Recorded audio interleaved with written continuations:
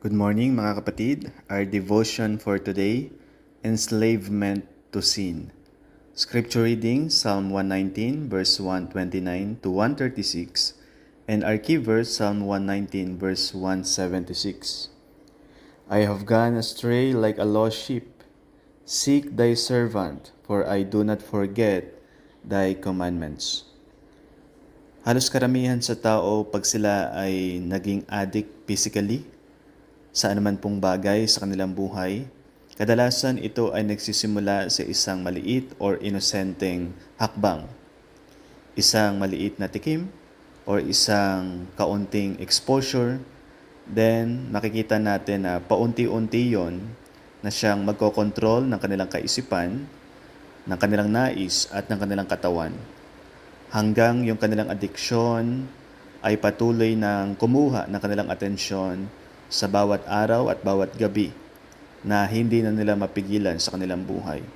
Maaring yan ay iyong na-experience or maaring na-experience mo na noon.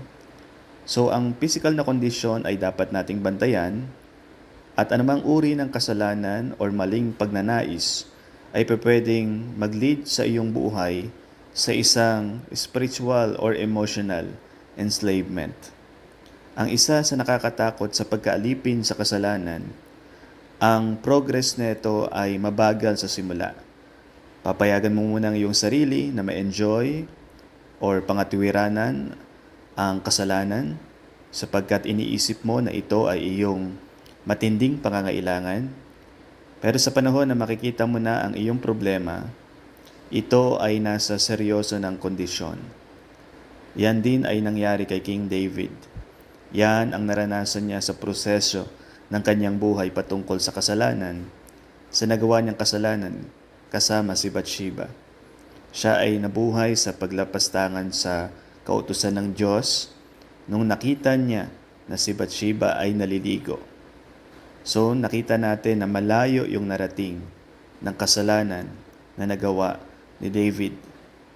So nung na-realize niya na ang layo-layo niya na sa Panginoong Diyos, agad-agad siyang nagsisi, ikinumpisal niya ang kanyang kasalanan sa Diyos, at naranasan niya ang muling biyaya ng Diyos sa kanyang buhay.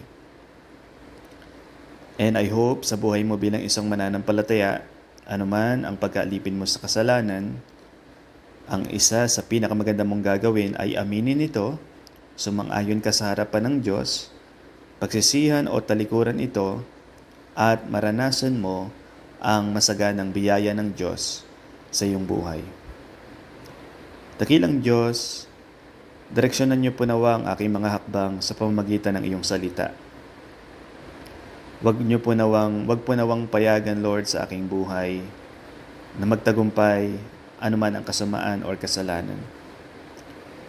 Iligtas niyo po ako, O Diyos, sa pagkaalipin sa tao o sa kasalanan. Nang sa gayon, masunod ko ang iyong mga utos. Ito ang aking panalangin sa pangalan ni Jesus. Amen.